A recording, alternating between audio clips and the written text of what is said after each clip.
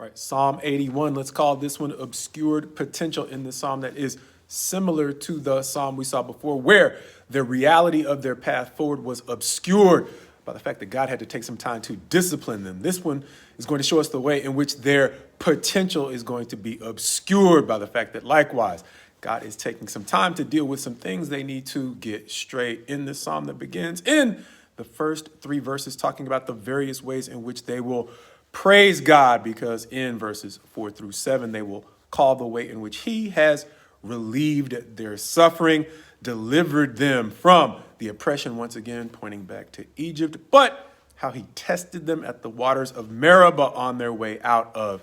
Egypt. And understanding that this sounds like God giving them guidance in the form of a psalm, verses 8 through 10 are going to show him giving them counsel to listen to him as he guides them, not to seek after any strange God as he guides them out of Egypt into their own land. And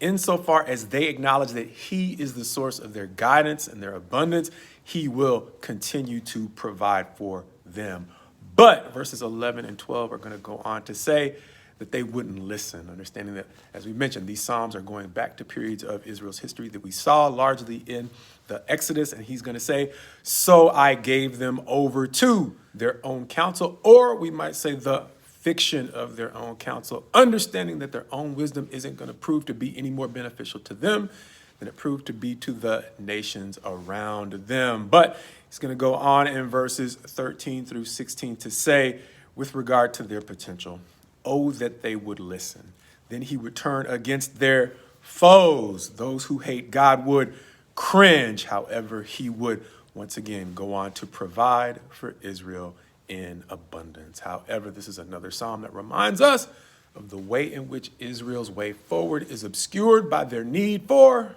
God's discipline. This time, as opposed to obscuring their present, as we saw in the last chapter, obscuring their ownership of the land and how they were to move forward effectively with the new residents who lived with them in Israel after returning from captivity. They are now facing the obscurity that goes along with not clearly seeing what their potential could be because of the ways in which they're stuck in the habits of the past.